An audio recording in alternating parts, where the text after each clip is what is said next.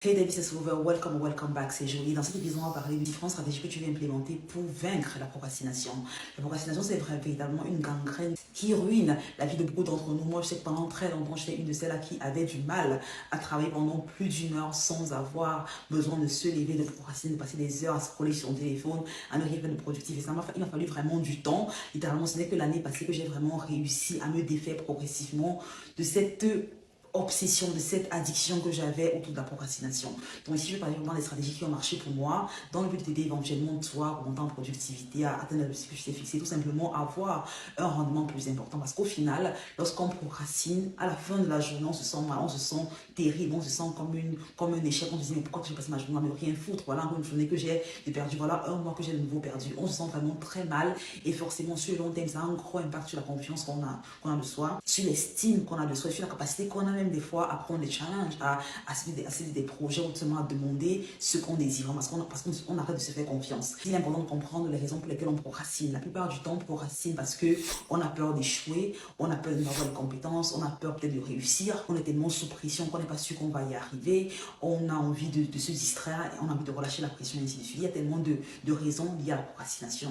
Mais le plus important, c'est pas tant les raisons pour lesquelles on procrastine, mais c'est de comprendre vraiment quels sont les mécanismes qu'on peut mettre sur pied afin de s'auto-réguler, afin de se discerner qu'on est en train de procrastiner, qu'on est sur le point de procrastiner et de littéralement casser l'habitude. Parce que comme on dit, pour créer une habitude, il faut au moins 21 jours et pour la maintenir au moins 62 jours. Donc, quelques stratégies que tu vas implémenter à présent pour réduire drastiquement ta tendance à procrastiner.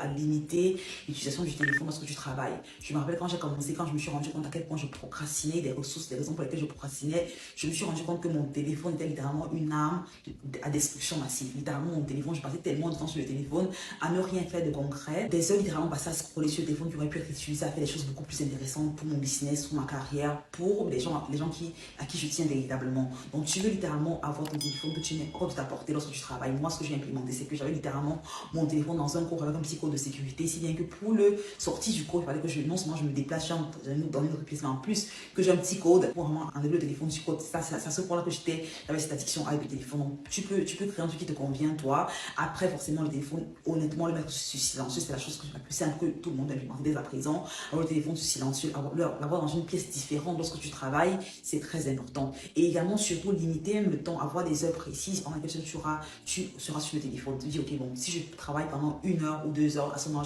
je m'accorde 15 minutes rapidement sur le téléphone, mais vraiment te dissocier littéralement du téléphone lorsque tu travailles, parce que le téléphone, la plupart du temps, est synonyme pour notre cerveau de source de dopamine. La dopamine, c'est un sentiment de fierté, un sentiment de plaisir qu'on a, qui est très temporaire. Ça veut dire qu'on a un like sur nos photos sur Instagram, on a un commentaire d'une personne qu'on aime, on a un message, je trouve que quelqu'un nous envoie, ça nous fait rigoler, ça nous donne ce petit effet-là, cette petite sensation fuzzy de dopamine, c'est la raison pour laquelle on est tout le temps sur le téléphone de rechercher ces sensations-là. Et c'est la raison pour laquelle les plateformes telles que TikTok, Instagram, Facebook investissent clairement des milliards de dollars pour créer du contenu qui fera que nos niveaux de dopamine soient tout le temps assez élevés. C'est pour ça qu'on passe du temps littéralement à scroller des heures, des fois sur TikTok, sans se rendre compte de ce qu'on est en train de faire, ou même sur Instagram, parce qu'on a justement les algorithmes qui sont très puissants pour déterminer quels sont les différents contenus qui feront que ce niveau de cette sensation de dopamine là soit activée dans notre cerveau. Donc vraiment, mettre le téléphone hors de sa portée lorsqu'on travaille. La seconde chose, c'est vraiment ici limiter encore plus l'utilisation des réseaux sociaux. Si tu as un travail en ligne pour ton business, tu es peut-être social media manager, tu crées du contenu en ligne, tu peux quand même limiter le nombre de temps que tu passes en ligne sur le téléphone. Moi, par exemple, mon business est autour un business en ligne qui passe littéralement autour des plateformes telles que YouTube, Facebook, Instagram, Google, mais n'empêche que je sais exactement ce que je fais la plupart du temps quand je suis sur je sais exactement combien de temps j'ai sur la plateforme en question. Donc, j'ai littéralement des reminders que je mets, je me dis, ok, d'accord, je mets un reminder de 30 minutes et peut-être je vais sur Instagram, c'est que j'ai peut-être un post à faire, j'ai un message auquel je dois répondre, j'ai un commentaire à laisser. Bref, mon activité sur les réseaux sociaux est chronométrée, elle est vraiment dictée. Je me dis, qu'est-ce que je vais apporter, qu'est-ce que je vais chercher. J'essaie d'être vraiment conscient notamment de ce que je consomme. Est-ce que je consomme plus que je ne crée? Quand je me rends compte que ça me fait 30 minutes que je scrolle là, à ne rien faire de concret, je me dis, écoute, là, stop, il faut que tu fasses autre chose. À moins que ce soit vraiment un temps que j'ai défini pour me distraire. Mais si je suis en train de travail, je vais littéralement définir un temps précis que je passe sur la plateforme en question. C'est très important.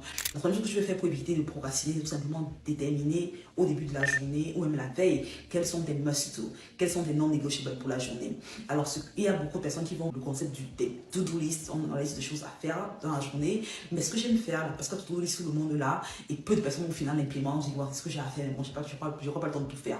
Donc, je pensais vraiment de prendre ta to-do list et tu la condense en trois choses les plus importantes que si tu les accomplis aujourd'hui ou demain, ta journée sera un succès. Trois choses, pas plus de trois choses, d'accord? Et donc, ces choses-là, ça peut être 3 à 5 choses, mais ça va être 3 choses minimum que tu vas accomplir, ce sont tes must-do. Ça veut dire que ce sont des choses que si tu fais, tu es sûr que ton business, ton projet, ton activité aura avancé, aura fait un pas vers l'avant.